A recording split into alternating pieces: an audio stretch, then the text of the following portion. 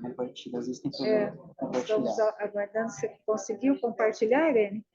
Um momentinho aqui. O Zoom às vezes dá um problema. Vamos ver. Tá indo. Então, vou colocar a tela inteira, share. Bom, Isso, aqui Já compartilhar. apareceu? Apareceu, Irene. Vai. Ótimo, ótimo. Bom, bom dia. Hoje, dia 5 de outubro, nós estamos aqui na nossa reunião de nefrologia, Hospital de Base, São José do Rio Preto. Nós temos o imenso prazer de receber a doutora Irene Noronha. Quem vai fazer a apresentação é o doutor Rodrigo. Mas, Irene, mais uma vez, muito obrigada por ter aceito o nosso convite. É sempre um prazer recebê-la e posteriormente, né, no futuro bem próximo, pessoalmente. Yes. Bom dia, então, professora. Só fazer uma introdução para aqueles que não têm ideia, mas a professora Irene é a professora titular da disciplina de nefrologia da Faculdade de Medicina da Universidade de São Paulo. Ela também é a pesquisadora responsável pelo Laboratório de Nefrologia Celular Molecular, o LIN29. Ela também é a responsável pelo Departamento de Nefrologia Clínica da Sociedade Brasileira de Nefrologia, além de inúmeras outras tarefas que só uma pessoa como a professora Irene seria capaz de exercer. Então, além do que, ela é uma das pioneiras no transplante de pâncreas no Brasil, e ela vai mostrar toda a expertise dela nisso para a gente debater um pouco, que é uma coisa que a gente já não vê todo dia, mas é importante a gente retomar e procurar entender um pouco dessa possibilidade terapêutica. Obrigado, tá, professora? Bom dia. Bom dia. Puxa, eu é que agradeço essa recepção tão calorosa e tão amigável, que não poderia ser diferente, principalmente com Rodrigo, que inclusive fez o doutorado dele no laboratório, a doutora Maria Alice e tantos outros colegas aí de Rio Preto, o doutor Mário Abud, doutor Horácio Ramalho. Então, para mim é uma satisfação enorme estar participando dessa reunião de vocês, residentes, sejam muito bem-vindos, e eu vou tentar apresentar um sumário, um resumo, de uma forma bem didática, sobre a situação do transplante de pâncreas, mas talvez, como nós, nefrologistas, acabamos lidando muito com os pacientes diabéticos, vale a pena fazer uma revisão sucinta sobre o paciente diabético. Então, a apresentação de hoje vai ser focada no transplante no paciente diabético, dessa vez ainda de forma virtual, mas eu espero, sim, muito em breve poder estar participando pessoalmente, porque será uma satisfação para mim. Muito bem, o diabetes é um problema, e aqui eu estou falando de diabetes como um todo. Sim, pessoal, é um problema enorme. Olhem aqui os dados de 2021, nós temos 536 milhões de indivíduos no planeta com diabetes. Eu tinha um pouco de dificuldade de, às vezes, acompanhar esses números, a dimensão. Quando eu fui para a Alemanha, todo mundo me perguntava quais que eram as taxas, a taxa de mortalidade infantil, a taxa de inflação, a gente sabia. E eu não estava muito atualizada com esses números, e agora cada vez mais a gente presta atenção para a gente ter dimensão. Então, olha, só para a gente ter uma ideia, o Brasil tem 200 milhões, um pouco mais de 200 milhões de habitantes. Existem 536 milhões de diabéticos, então é como se fosse 2,5 vezes a população inteira do Brasil de pacientes diabéticos. E isso é uma coisa importante, porque primeiro que tem muitos que ainda não são diagnosticados, e outro porque está aumentando. Então, é 10% da população global. É um assunto, pessoal, que a gente tem que entender. Diabetes é uma realidade, o paciente diabético, quer seja na diálise, quer seja na injúria renal aguda, na IRA, quer seja no transplante, é uma realidade. E, como eu já tinha falado, esse número vem aumentando ao longo dos anos. Olha, em 20 anos, ele pulou de 151 milhões, ou seja, não chegava a uma população inteira do Brasil, e agora está em 537 milhões. Então, é realmente assustador, e não é por acaso que existem tantas estratégias de tratamento de diabetes que vêm aparecendo. E se a gente for ver ao redor do mundo, existe uma distribuição que é um pouco diferente. Olha, no Pacífico Oeste são 200 milhões, mas para a gente colocar a nossa realidade, são 32 milhões na América Latina, América do Sul, mais especificamente. E quando a gente vai ver em termos dos principais países em número de pacientes diabéticos, daqueles 32 milhões, praticamente 16 estão no Brasil. Tanto que o Brasil ocupa o 6º lugar no mundo de pacientes diabéticos. É muito paciente, gente, é uma realidade muito importante. A China estoura, com 140 milhões, 141 milhões. A Índia também. Paquistão, Estados Unidos, como a gente já sabe, também importante. Indonésia. Então, vocês veem que a Ásia, Pacífico, eles são importantes. A gente fala tanto de nefropatia por IgA, mas olha como que é o diabetes também para eles. Mas aqui o Brasil, depois o México, ocupando posições importantes. Então, a prevalência, enquanto no mundo está de 10,5%, a prevalência no Brasil está por volta de 7,4%, que é importante, mas talvez a gente ainda tenha subdiagnóstico. E aí, o que é interessante, principalmente falando de transplante de pâncreas, porque o transplante de pâncreas ele vai ser indicado basicamente para o diabetes tipo 1, como eu vou falar mais adiante. Mas o diabetes tipo 1 representa 10% dos pacientes diabéticos em geral. A grande maioria é composta por pacientes diabéticos tipo 2, 90%. E desses diabéticos, quais que progridem para a doença renal crônica, que vão ser nossos pacientes? Cerca de 1/3 dos pacientes diabéticos tipo 1 vão evoluir com nefropatia diabética e doença renal crônica. E já com relação aos diabéticos tipo 2, cerca de 40%. Pessoal, a evolução natural do diabetes é muito semelhante do tipo 1 e tipo 2. A diferença é que o tipo 1, o início é bem marcante. Geralmente é aquela descompensação com hiperglicemia, com cetoacidose, então é muito fácil reconhecer o início do diabetes tipo 1.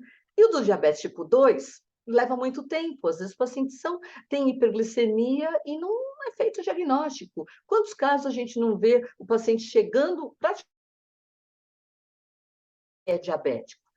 Mas isso não quer dizer que a evolução seja diferente, porque em termos do começo do diabetes até as complicações secundárias, o que se entende é que a evolução é muito semelhante.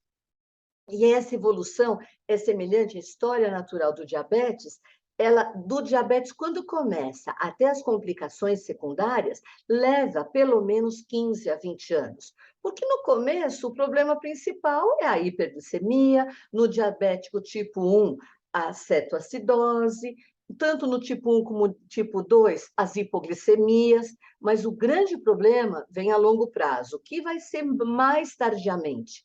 E geralmente elas aparecem em conjunto, ou seja, a complicação renal, nefropatia, a complicação de retinopatia, a de neuropatia e de cardiovascular. Então, quando a gente fala da história natural do diabetes tipo 1, quando esses pacientes chegam até nefropatia, então, vamos dizer, o pico, quando eles começam a ficar diabéticos, na infância, 5, 10 anos de idade, então, e quanto pior o controle, mais rapidamente aparecem essas complicações. A nossa população que vem para transplante de tipo 1 é ainda pacientes que estão na década dos 20, década dos 30 anos. Vezes já chegam cegos, e essa era uma grande realidade, já chegam com neuropatia importante, que junto com a vasculopatia acaba levando à amputação, e já chegam com comprometimento cardiovascular, infarto agudo do miocárdio com 25 anos, com 30 anos. Então, a população que a gente pegava para pacientes que vinham para fazer o transplante diabético tipo 1, era uma população muito sofrida, já muito comprometida, que é uma realidade diferente do diabetes atualmente. Então, nós temos tantos tratamentos atuais e controles tão mais acessíveis, quer seja de monitorização, quer sejam de novas insulinas, quer sejam de acompanhamentos mais próximos, que agora a gente não vê mais esses diabéticos tão graves como a gente via anteriormente. E talvez esse já seja um dos motivos por que o transplante de pâncreas vem. Existiu uma época em que realmente era um tratamento mais agressivo, mas para pacientes mais severamente acometidos, mais gravemente acometidos. E agora, com tanta monitorização, com uso de bomba, os pacientes estão tendo uma qualidade de vida melhor. Então, alguns aspectos já levantando, dando spoiler para o final da aula. E qual a importância do tratamento intensivo do diabetes? Porque desde o estudo do DCCT, que foi lá em 1993, muitos de vocês não tinham nem nascido, mas assim, naquela época que já foi a primeira vez, porque, pessoal, isso é uma coisa interessante, teve uma década de 70, até começo da década de 80, que tinham os endocrinologistas que falavam que o controle da glicemia não era tão importante, que era importante o diabético se alimentar bem, nem que ele tivesse um pouco mais de hiperglicemia, para ele continuar forte. Isso foi uma desgraça, porque foi só esse estudo clássico do New England mostrando que não, faz toda a diferença o tratamento intensivo do diabetes. Então, é uma bobagem aquela liberação que vinha sendo pregada até então, e isso levou 10 anos de um estudo e acabou sendo publicado só em 93. Então, mostrou que o estudo intensivo, o tratamento intensivo do diabetes mellitus no tipo 1, diminuía 76%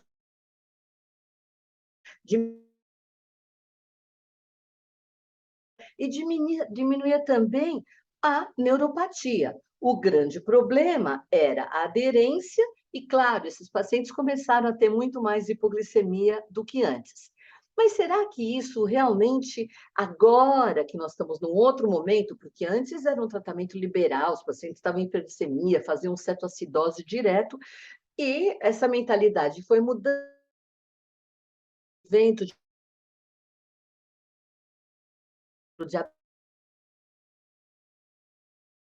esse trabalho, pessoal, que saiu no New England a semana passada.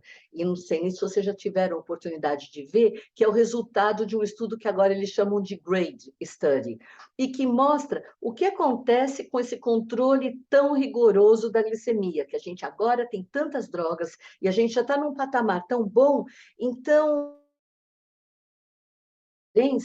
e isso agora está sendo um balde de água gelada, porque, olha,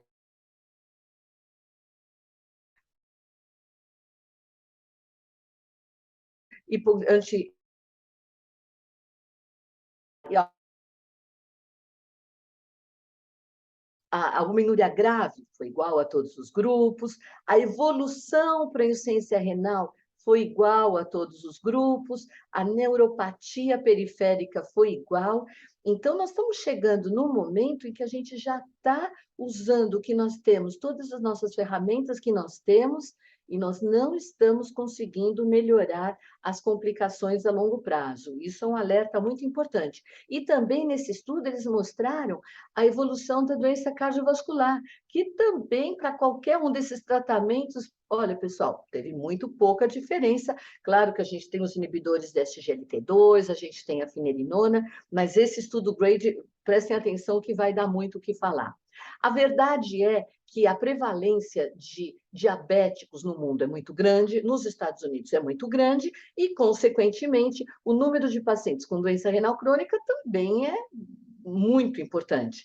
Para vocês terem uma ideia, nos Estados Unidos, os pacientes em diálise, 47% são porque são pacientes diabéticos com nefropatia diabética. E essas são as estatísticas mais atuais que foram apresentadas no o SRDS, e que continua mostrando que diabetes é o primeiro lugar, hipertensão segundo, depois é que vem glomerulopatias e a doença renal policística se mantendo. Esses são os resultados do ano passado, e que mostram exatamente isso, 47,4% dos diabéticos são diabetes como a causa primária da doença renal crônica. E no Brasil, como que é no Brasil?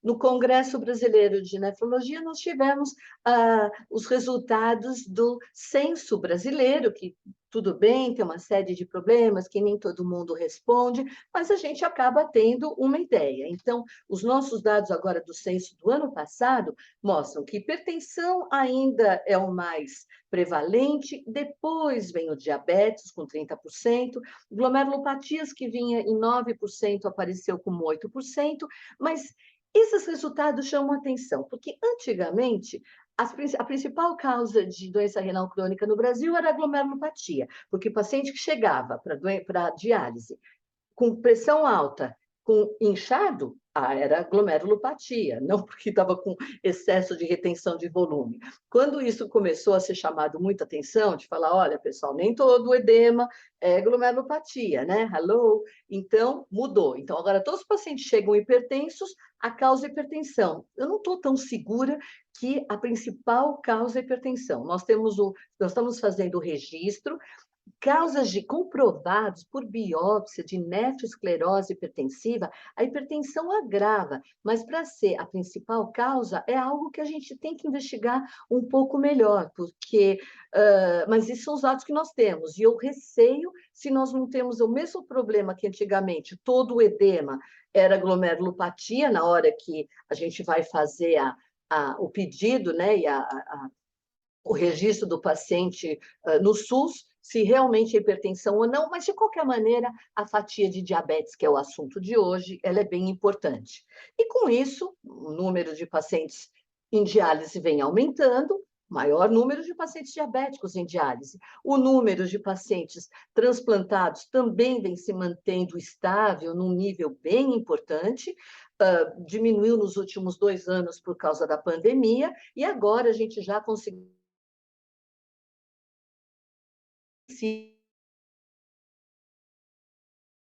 de doador falecido e 12% de doador vivo, que é muito interessante, mas assim, também chamando atenção que olha o gap que nós temos colocando. Então, agora, numa mesma escala, o número de pacientes transplantados, né, que é por volta de 5.000, 6.000, mas o número de pacientes em diálise que vem aumentando e esse gap enorme. Ok, nem todos os pacientes que estão em diálise têm indicação de transplante, mas ainda tem margem para a gente aumentar muito o transplante no nosso país. Mas para o paciente com nefropatia diabética, quando que é a hora da diálise?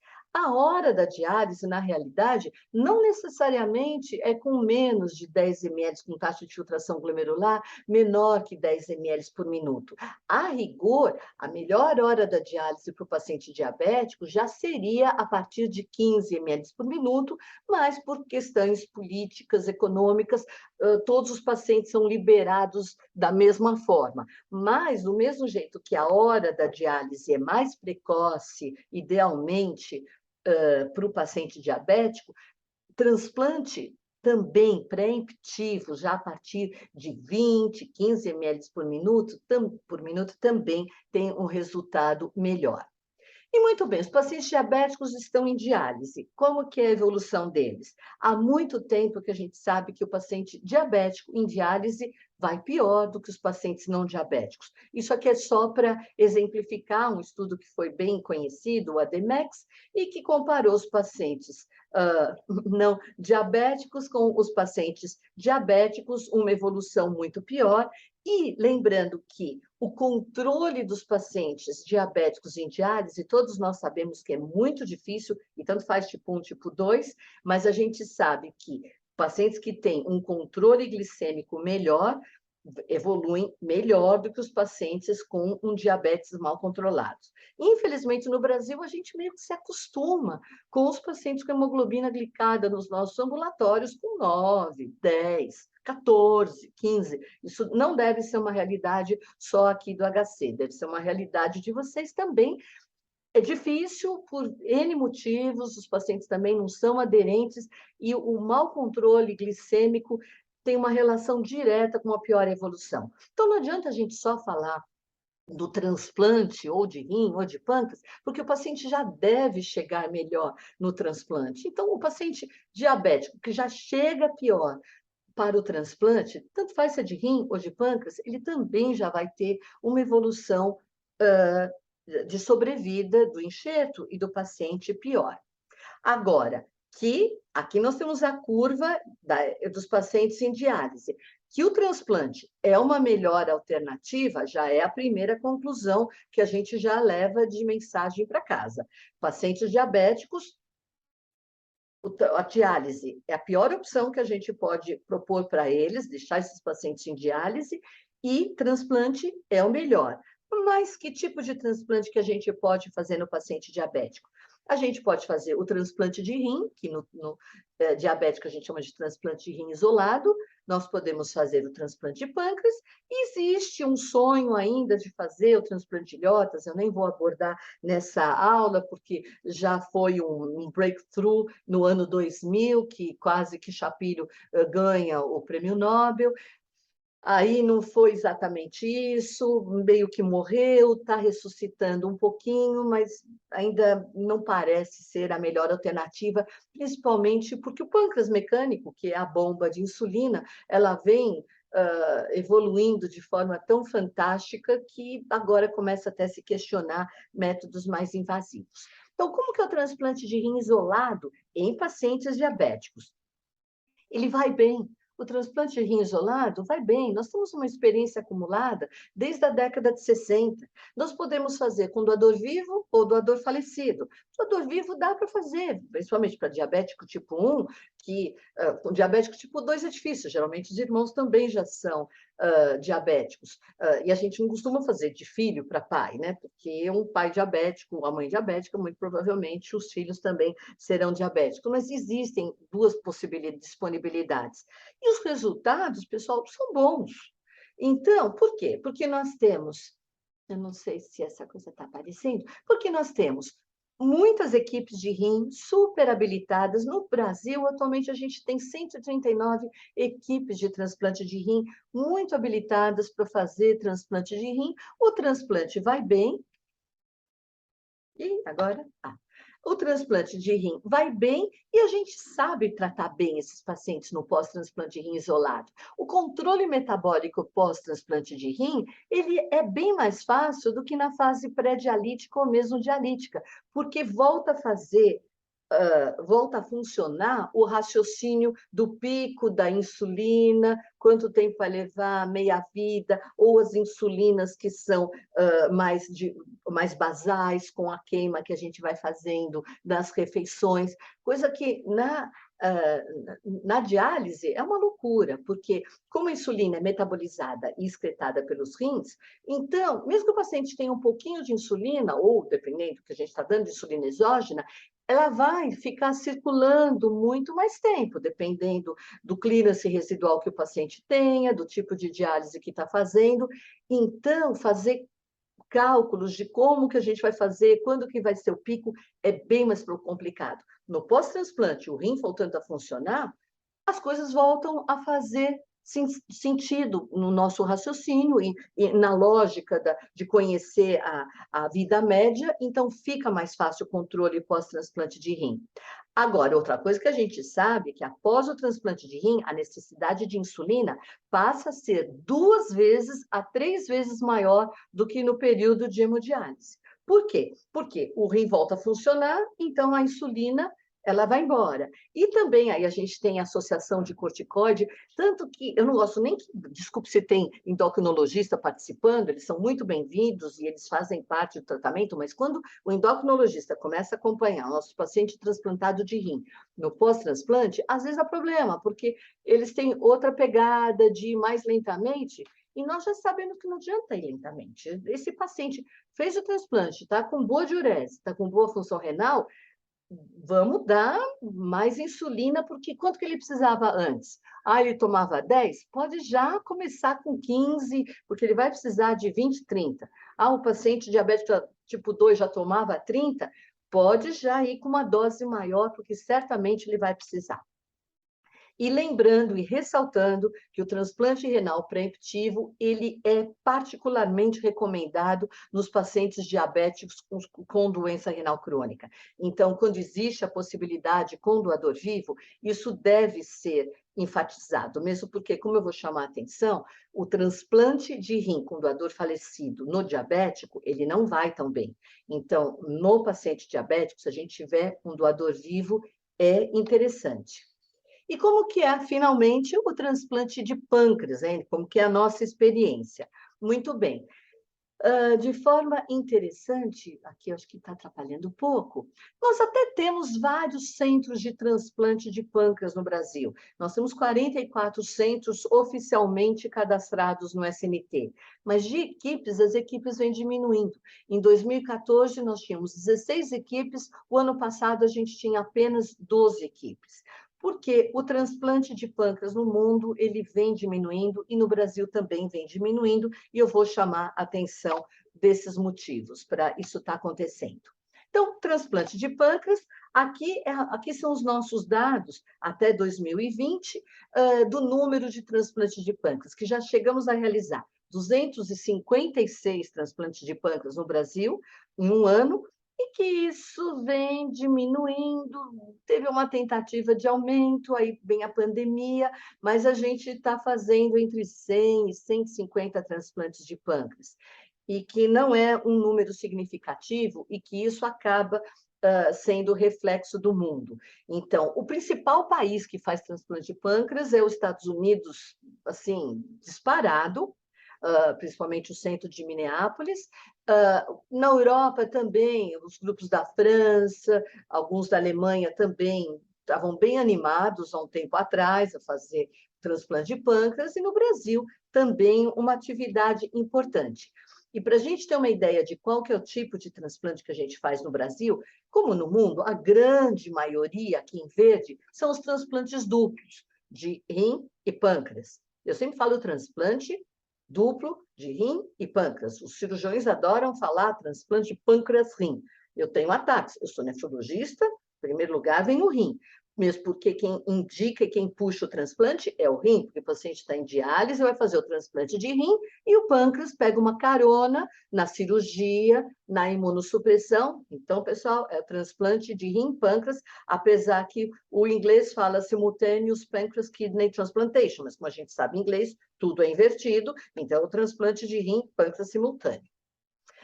Pode ser feito também o transplante de rim após o de pâncreas, como eu vou comentar. E pode também ser feito o transplante de pâncreas isolado, que é extremamente discutível e que responde por uma parcela desse número no Brasil que nós temos. Então, vamos falar mais especificamente sobre as modalidades de transplante de pâncreas. Então, a modalidade que vocês já viram, que o número é mais importante e que foi mais difusamente difundido, é o transplante de rim e pâncreas simultâneo. Ai, como é que eu peguei esse diapositivo que tem pâncreas rim? Mas acho que era por causa do acrônimo, mas é TRPS. Isso é só uma brincadeira, pessoal, e eu fico muito feliz que já tem um monte de gente falando transplante de rim e pâncreas simultâneo. Viva a nefrologia, a gente tem que se colocar porque é importante. Mas o que é importante do transplante de rim e pâncreas simultâneo? É que é um transplante que é realizado ao mesmo tempo no paciente que tem doença renal crônica. Então, ele sempre foi muito fácil de ser indicado. Por quê? Porque não é um paciente que vai ter que receber uma imunossupressão a mais. Ele já vai receber o transplante de rim. Então, no mesmo momento, se faz o transplante de pâncreas.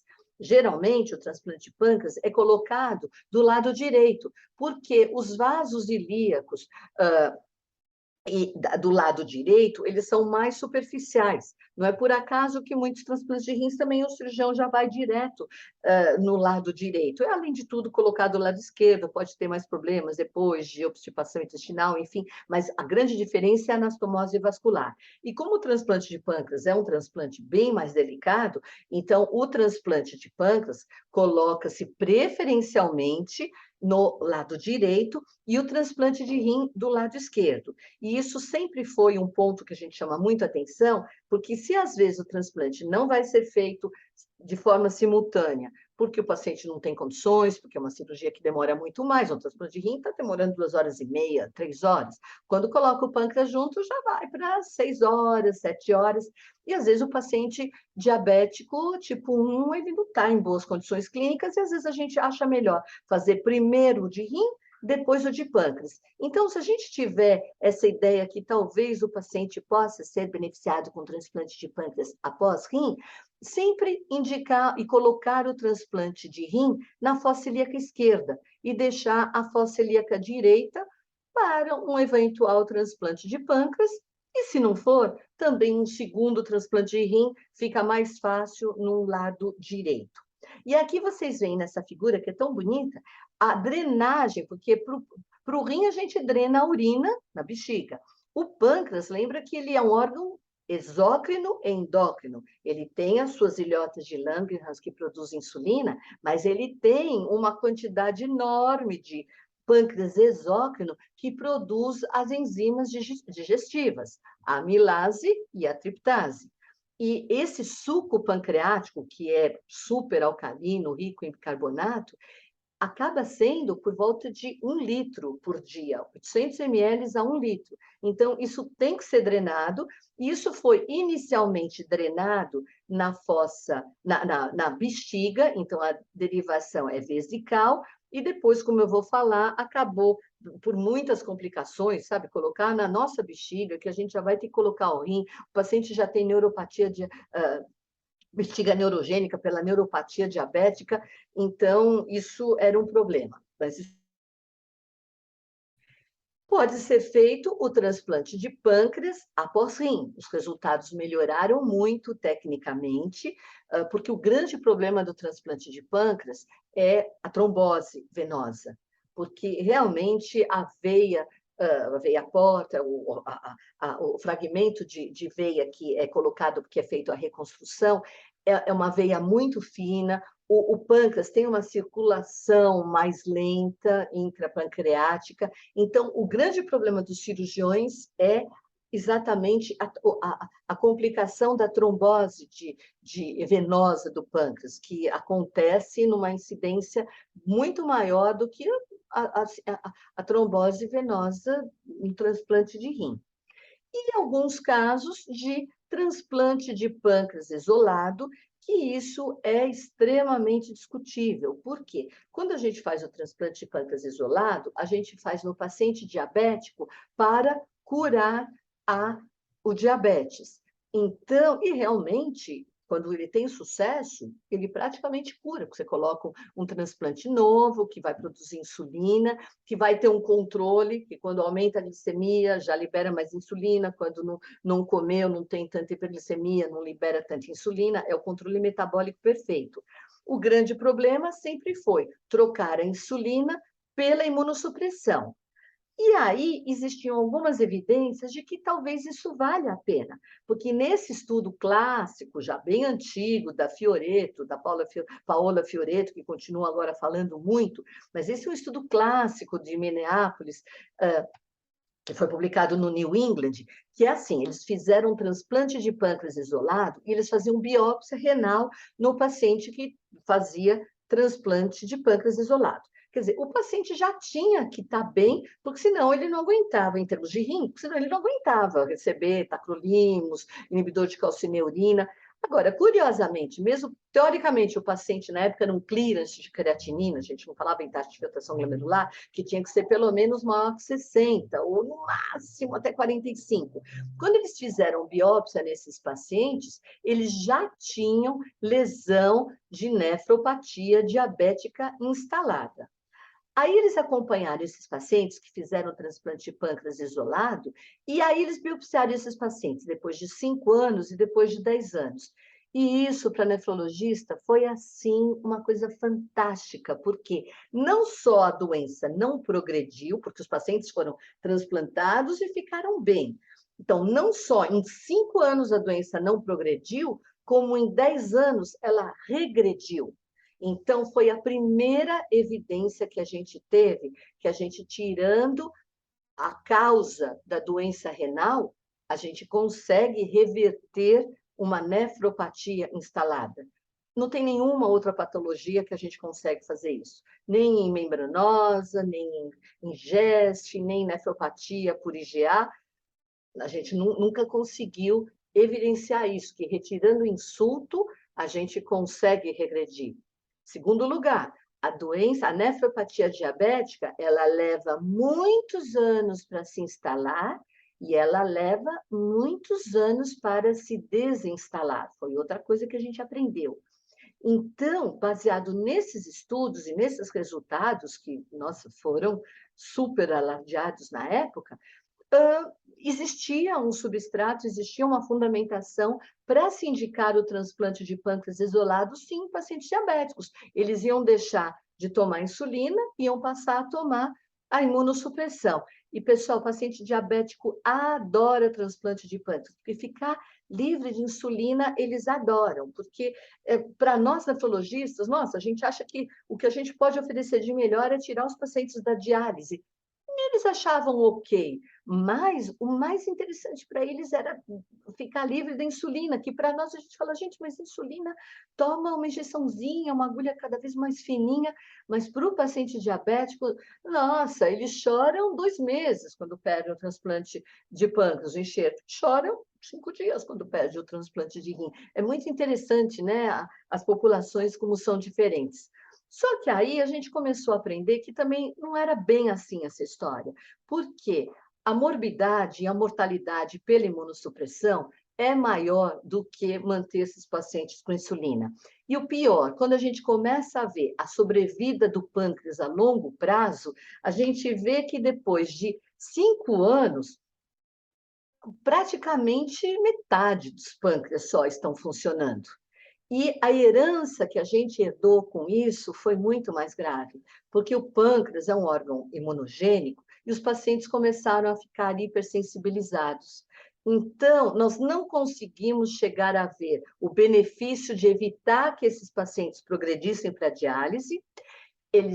Muitos tiveram complicações graves e, o que é pior, quando eles chegaram agora ou depois a precisar, que agora a gente tem esses pacientes em lista, de um transplante de rim, eles estão hipersensibilizados porque eles já fizeram o transplante de pâncreas. Então, de uma maneira geral, né,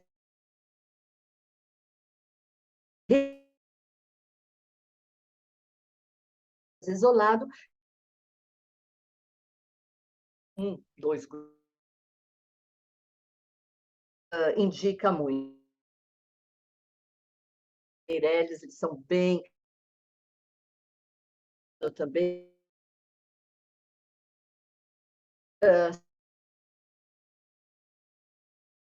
de pâncreas isolado.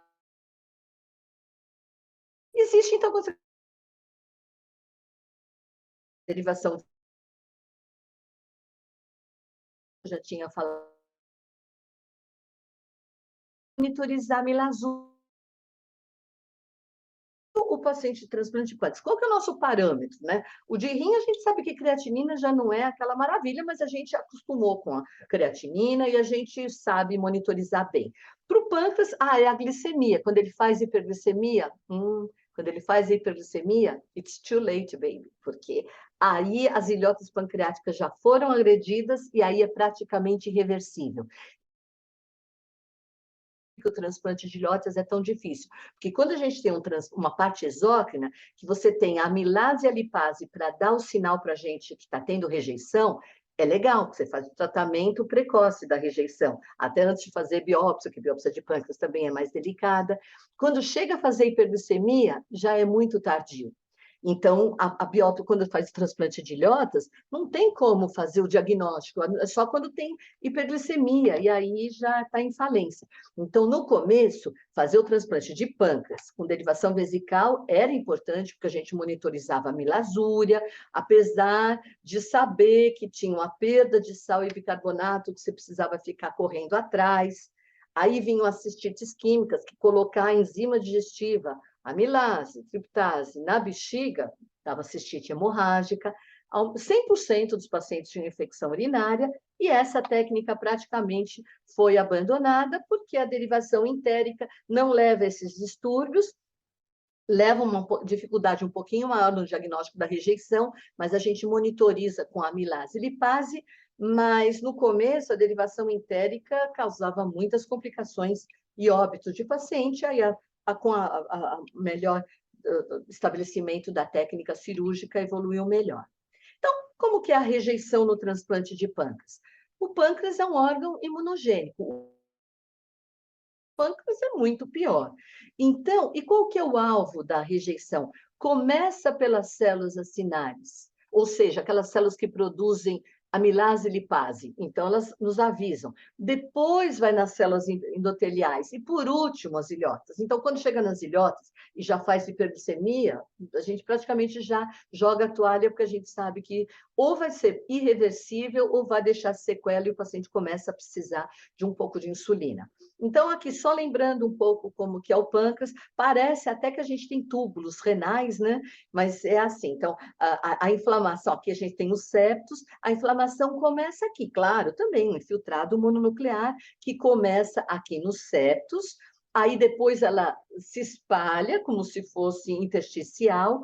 A crônica, ela vai se manifestando por essas traves de fibrose que vão aparecendo, elas vão englobando as, mas parece, vão englobando os glomérulos não, as ilhotas pancreáticas. Maria Alice, para você que é patologista, isso é super simples, mas que para nefrologista, o pâncreas acaba lembrando, isso acaba lembrando o glomérulo, e os ácidos, os túbulos, acaba aparecendo mesmo.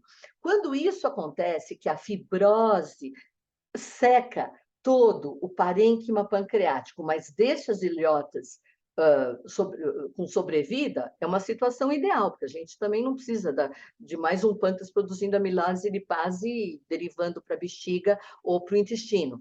Mas o grande problema é que quando esse processo de fibrose evolui, a gente sabe que estrangula essas ilhotas de Langerhans, essas ilhotas pancreáticas, e logo depois perde. E por que o pâncreas é mais imunogênico? Por que a rejeição do pâncreas é mais grave? É por causa de macrófagos? Olha, graves, né, no infiltrado mononuclear do que os linfócitos, né? E realmente no transplante de pâncreas, o número de macrófagos é importante. Na rejeição crônica, a gente vê macrófagos aqui marcados com insulina, mas a gente fez, em vários casos que a gente tinha transplante duplo, a gente biopsiava o rejeição aguda. O número de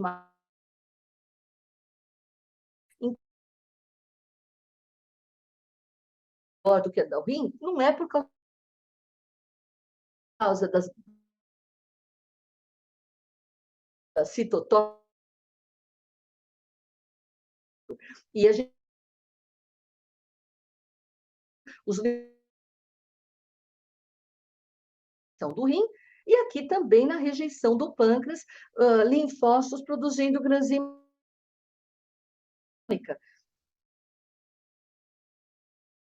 diferente.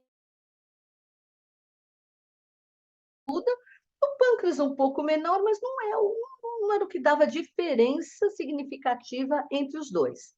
Aí nós fomos estudar a expressão de HLA classe 2, de DR, que a gente já sabe que no rim vai ser principalmente no endotélio dos capilares peritubulares, tem a região. E no pâncreas,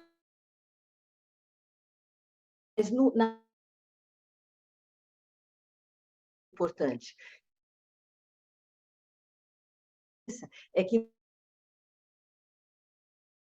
de moléculas no rim, que talvez esse seja um dos mecanismos do número maior de rejeição aguda no pâncreas do que no rim, e da gravidade maior no pâncreas do que no rim. E, finalmente, a gente foi estudar que o mecanismo de apoptose, que a gente usa a marcação pelo túnel, no pâncreas, a apoptose também é importante aqui no epitélio acilar, aqui nos ductos, e realmente a apoptose no pâncreas vai acabando com o pâncreas e é mais importante. Já linfócitos B, que a gente vê que na rejeição do rim, às vezes a gente vê esses linfonodos, né? Esses órgãos linfóides terciários, né? Como a gente chama, porque da rejeição aguda forma realmente linfonodos, né? Linfonodos dentro do rim de linfócitos B, isso tanto na rejeição aguda como na rejeição crônica, esse padrão de cluster, né? E que no pâncreas também a gente observa isso, mas a diferença não é tão importante no pâncreas, até pelo contrário. Então, rejeição mediada por anticorpos no pâncreas tem também, mas no rim também, pelos nossos pacientes hipersensibilizados, é muito maior. E se vocês ainda tiverem conseguindo e não estiverem muito cansados com toda a apresentação, eu vou terminar falando sobre a imunossupressão no transplante de pâncreas, exatamente porque a rejeição é maior, é um órgão imunogênico, a gente tem que fazer indução. Existem umas discussões, bom, antes os cirurgiões também adoravam o KT3, o KT3 saiu da praça, né, não é mais comercialmente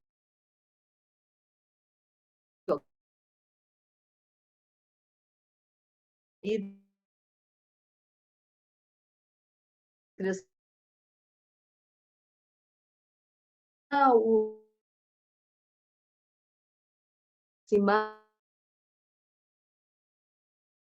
americanos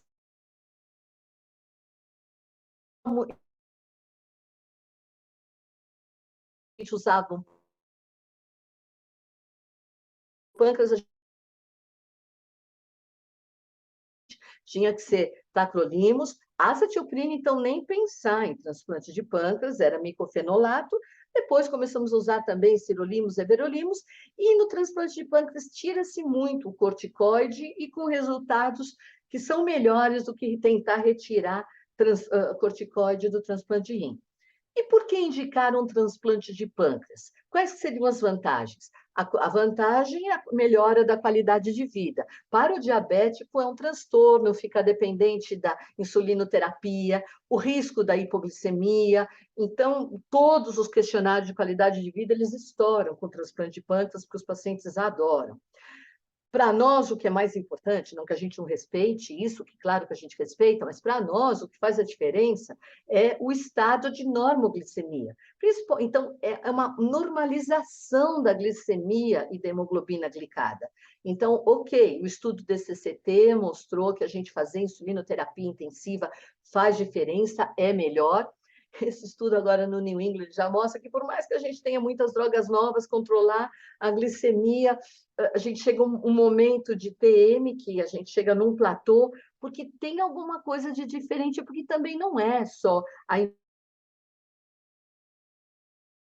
hormônios, glucagon e muitas outras interrelações que a gente nem sabe. Então, quando você tem um estado de normoglicemia mantido, com hemoglobina glicada realmente normal e mantida, que não vai ter diferença de acordo com os picos, de acordo com os, talvez, minutos que leva até para o pâncreas mecânico perceber e liberar a aplicação de um pulsozinho de um bolus de insulina, isso é uma diferença, gente. Então, o transplante de pâncreas, quando dá certo e funciona, é outra coisa.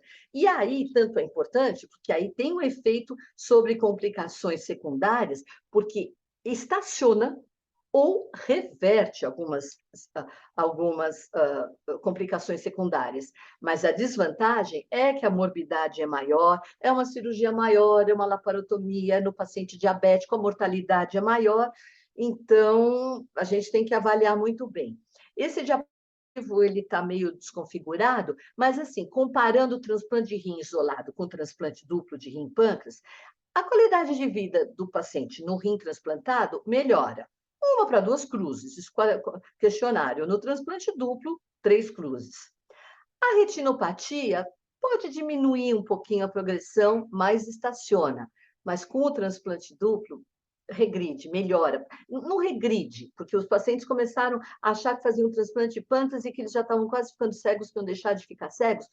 Não necessariamente, porque diminui a progressão, mas leva uns anos também para diminuir a progressão, mas melhora a progressão da retinopatia. A nefropatia, no transplante de rim isolado, depois de 20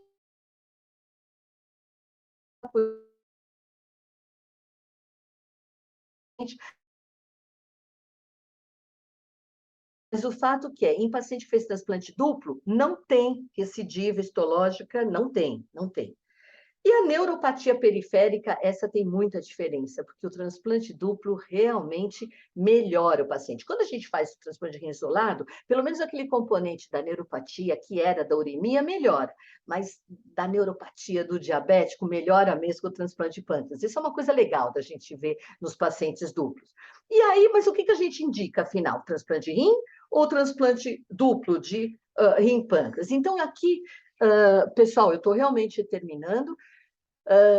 Vocês vão ver os dados da OPTN de quando a gente faz, isso agora numa grande população, e comparando pacientes diabéticos e não diabéticos, e comparando doador falecido com doador vivo.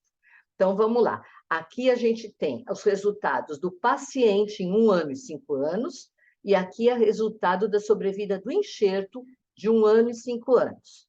E aqui a gente compara em preto, transplante de rim só, mas com doador vivo, e o transplante de rim em diabéticos, e aqui só falando de doador vivo.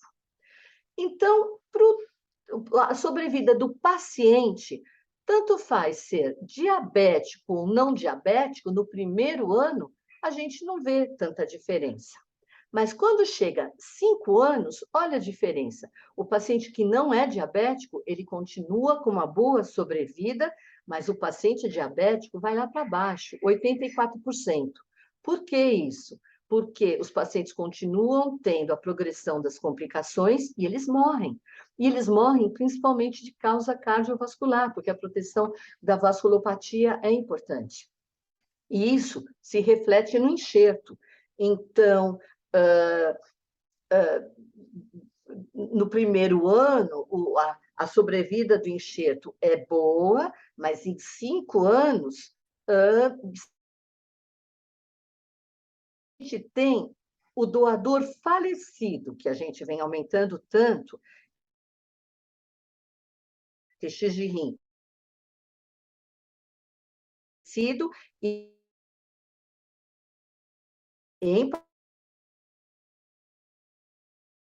primeiro ano, o paciente que fica, dá para o paciente transplante, necessidade de graft function, e aí o paciente fica mais tempo internado, e depois de 5 anos, a evolução é bem complicada, e claro, para o enxerto, isso acaba tendo a sua repercussão. Então, vamos ver agora esse cenário, então, para o paciente, quando a gente fala do transplante duplo. Então, o paciente, agora só diabético, que com doador vivo, no primeiro ano, ele teve uma boa evolução, mas com 5 anos tem uma certa piora. O transplante de rim doador, com doador falecido, que é a pior opção, com o transplante duplo, ele tem pouco melhor sobrevida. E isso é nos primeiros 5 anos, porque quando a gente avalia com 10 anos, aí o transplante duplo vai ter um impacto muito maior. Os resultados acabam puxando de forma semelhante depois de 5 anos, mas olha, do pâncreas acaba sendo, não é 40%, 50%, mas só 70% em 5 anos continua funcionando.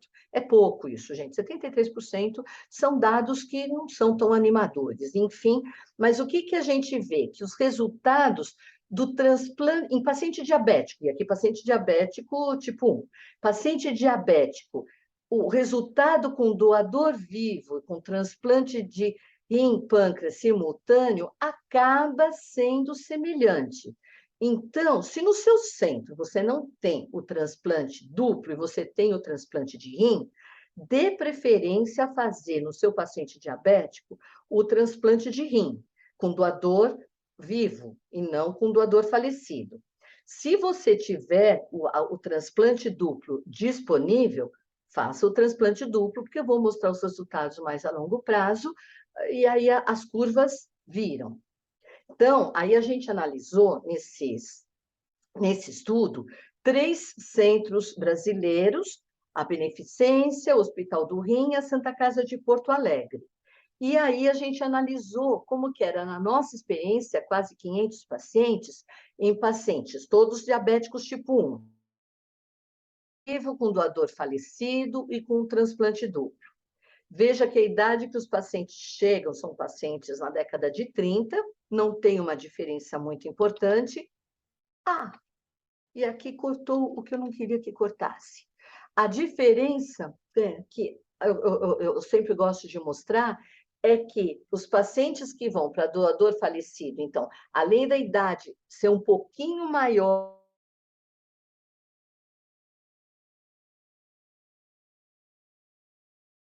em diálise desses pacientes é maior, e talvez isso seja um impacto para a evolução com doador falecido não ser tão importante. E aqui, para a gente mostrar os resultados, vamos ver o resultado do transplante de rim com doador vivo, e aqui na nossa experiência com 8 anos. Olha, os pacientes, eles vão muito bem. Transplante com doador falecido, eles não vão tão bem. E os resultados com o transplante de duplo, eles acabam aqui, a longo prazo, se aproximando muito. Vocês veem que a pior morbidade e mortalidade é aqui nos primeiros anos, mas depois, quando ele engata bem. E aqui o transplante de rim de doador vivo, ele vai piorando. Nas estatísticas americanas, esse verdinho, depois de 5 anos, ele já inverte. Então, essa tendência a se aproximar já está nos 5 anos, e aqui, com 8, 10 anos, o transplante duplo vai melhor.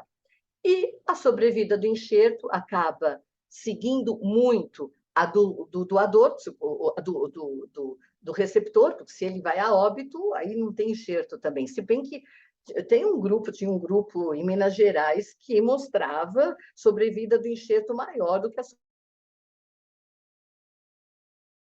urina e de creatinina no céu e no inferno, e analisaram desses pacientes, porque eu não consigo entender uma sobrevida de enxerto maior do que de paciente. Isso é difícil, é complicado, mas, enfim, são coisas que sempre acontecem. E, principalmente,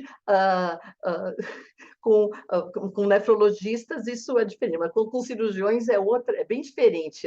As visões e como os dados são apresentados, é interessante.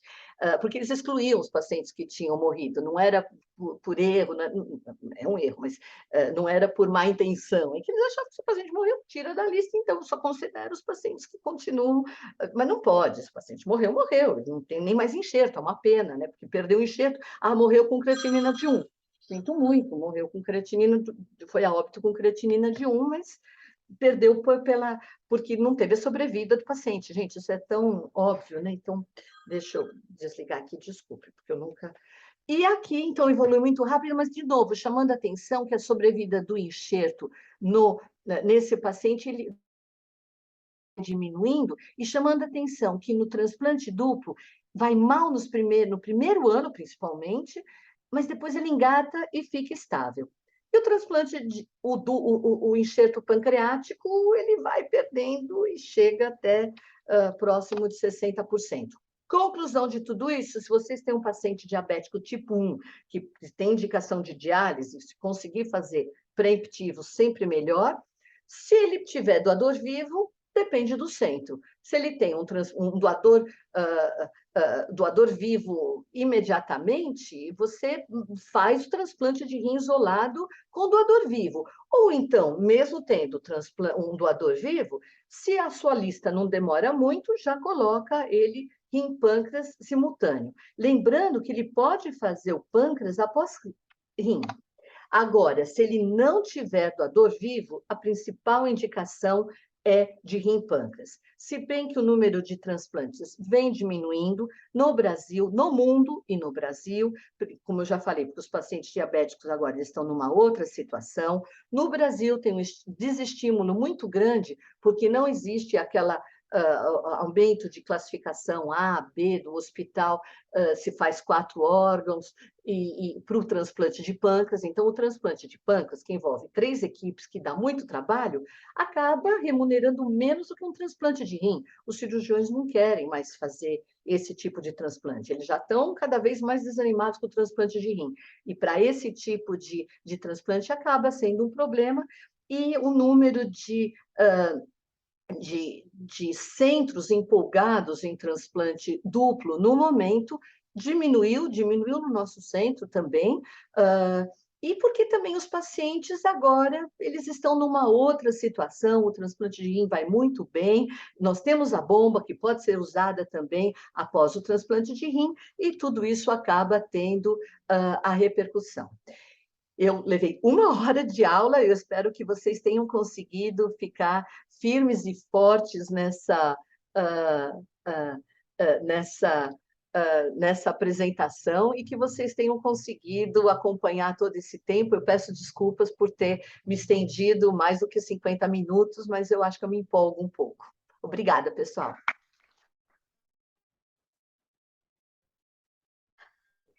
Eu não estou conseguindo ouvir, porque agora nós vamos ter tempo para perguntas, eu acho, né, Maria Alice? Isso. Eu que você conseguiu me ouvir? Irene, muito obrigada mais uma vez. Excelente apresentação, acho que você esclarece muitas coisas aqui para nós. Eu vou abrir aqui para perguntas. Não sei se alguém precisa vir até aqui, porque para falar mais para a Irene poder nos ouvir.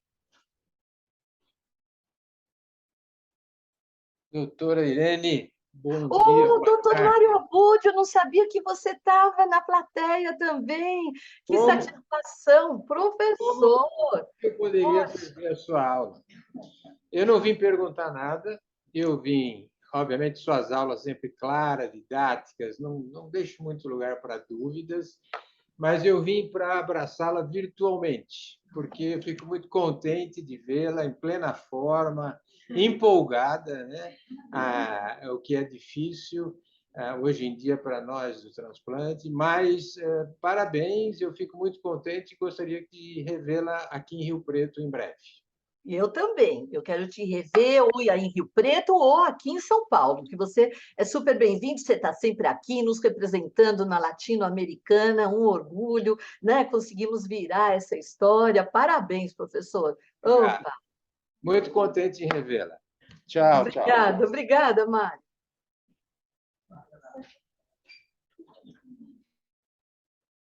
Bom dia, doutora Irene, um abraço. Tá? Puxa, mas que emoção! Olha só, querido, professor querido, eu converso mais com seu filho agora do que com você, né? Mas está muito bem representado. Muito bem, parabéns também, aula sempre muito clara, brilhante.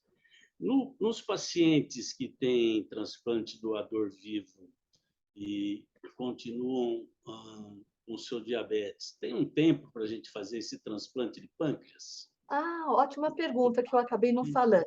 A gente costuma esperar. Muito bom, o paciente recupera, né? E a gente sabe que esse meio não vai continuar, né? Uma situação diabética.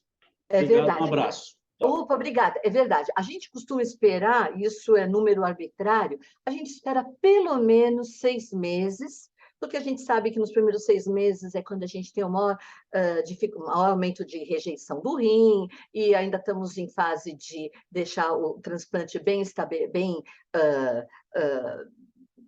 estável.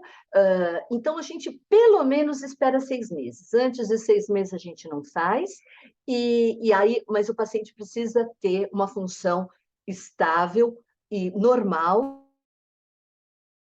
De novo, o transplante de rim, do pâncreas após rim, nós temos que voltar às doses altas de tacrolimus, nós refazemos a indução, aí com o timo, talvez ele não tenha feito com o doador vivo, ou com o doador vivo, ou mesmo o doador falecido, que ele tenha feito antes, porque se estudou muito pouco o transplante de rim falecido e o pâncreas após doador falecido.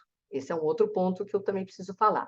Então, mas é fundamental, então, esperar 6 meses, pelo menos, e ter uma creatinina estável de pelo menos 1,5, menor que 1,5. 1,6 a gente já começa a ficar... claro que depende do paciente, taxa de filtração glomerular também para paciente transplantado é complicado, mas a gente precisa ter a segurança que o rim está bom e que o rim tolera inibidor de calcineurina. Obrigada, Irene. O doutor Neumann está perguntando qual o pior do ponto de vista imune é a realização de transplante em tempos diferentes, isso é, com doadores falecidos distintos. Ah, nossa, o Neumann, Neumann, eu queria que você abrisse a câmera. É o Neumann Neumann? É o Neumann de Porto Alegre? Sim, ele sim, ele está Nossa, que emoção, que saudades. Nossa, que bom, gente, que a pandemia está terminando e que a gente vai voltar a encontrar pessoas queridas, que faz tanto tempo que a gente não vê. Então, eu fiquei, acho que emocionada. Me conta de novo a pergunta dele, qual que é? Ah, ok, você está sem câmera. Oh, Noemi, também um super abraço. De novo, qual que é exatamente a pergunta do Noemi? Ele pergunta quão pior do ponto de vista imune é a realização do transplante em tempos diferentes, isso é, com doadores falecidos distintos. Claro, claro que isso também tem mais um agravante. Então, se eu já chamei a atenção que fazer aquele pâncreas isolado acaba levando à hipersensibilização, e principalmente porque esse pâncreas expressa muito, né, MHLA classe 2, em qualquer que seja o estímulo, né, e principalmente o estímulo imune. Então, vindo de dois doadores, a carga é maior, e esse é um dos motivos que o transplante de pâncreas após rim também não tinha resultados tão bons. Primeiro, era em termos cirúrgicos, porque aí o paciente volta a ter, isso é bem controverso, em termos de coagulação, porque uma questão é o transplante de pâncreas, ele trombosa muito. Trombosa porque a circulação é mais lenta, mas porque parece também que o ambiente urêmico, por mais discutível que seja, mas ele tem menor chance de desenvolver trombose do que uma situação normal. A situação normal é mais trombogênica. Então, fazer o de pâncreas após rim é mais trombogênico, mas um dos principais problemas era exatamente a rejeição. Então, nos transplantes de pâncreas, costumava-se fazer principalmente a derivação entérica, para a derivação vesical, para a gente poder ter essa monitorização, porque quando a gente faz o transplante duplo, a gente tem a monitorização mais fácil da creatinina do que das enzimas pancreáticas, porque a creatinina, a rejeição do rim é mais precoce do que quando a gente faz isolado, já acaba tendo estímulo maior, é mais difícil fazer o diagnóstico, biópsia no pâncreas é mais complicado, então tudo isso leva a uma situação que a sobrevida ou os resultados do transplante de pâncreas após rim não sejam tão bons quanto no transplante duplo. Mas esse aspecto que você, Neumann, está chamando a atenção do fato de ser uma nova sobrecarga antigênica, faz toda a diferença e talvez seja mais um ponto num órgão que já é imunogênico. Mais alguma pergunta? Então, doutora Irene, nós agradecemos imensamente sua participação aqui conosco, mais uma vez, e estaremos... Doutor Norma...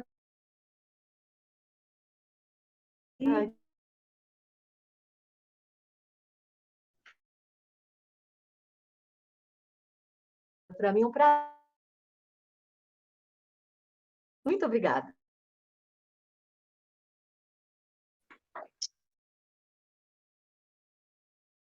Agora,